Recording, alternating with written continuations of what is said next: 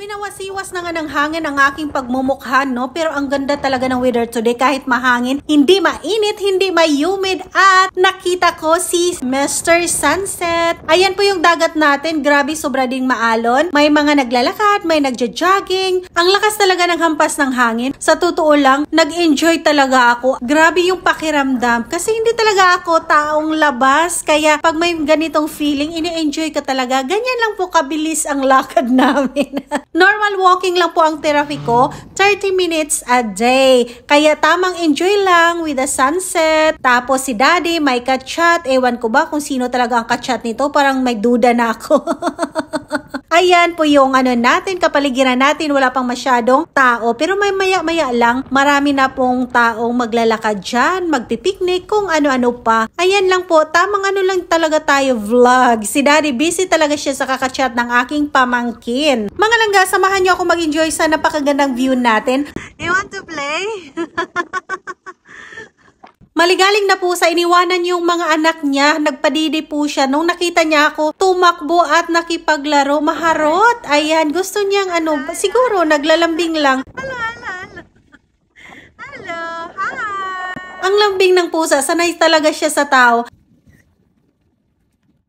Ayan, kanya-kanya ng picture, kanya-kanya ng video. Ang ganda talaga ng weather natin today. At pwede pala dito mag-exercise while walking. May mga dito, free facilities for anong bang tawag dyan? Basta yung mga exercise equipment. Basta may mga batang naglalaro. Ay, bakasyon na pala dito. Kaya lahat ng mga gardens, mga pasyalan, dadagsain ng mga bata. Maraming magliliwaliw ng mga bata kasi bakasyon. May nakita akong namingwit dito ngayon. Pero ewan ko kung may makukuha ba pag ganun kalakas ang alon. Ewan ko anong trip nito, pero siguro meron. Hindi naman ako expert ng pag fishing, kaya siguro meron siyang makukuha.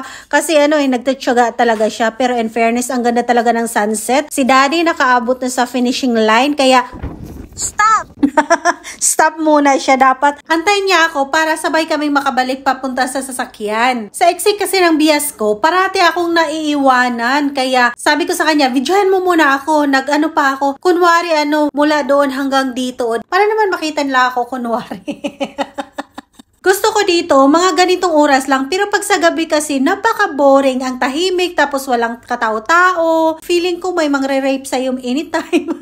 Marami palang pusang gala dito kasi maraming nag-aalaga ng pusa. Pag tumanda na, itatapon na sa kali. Kaya, sunod sa akin yung nanay ng mga bagets. Ayan talaga, niya.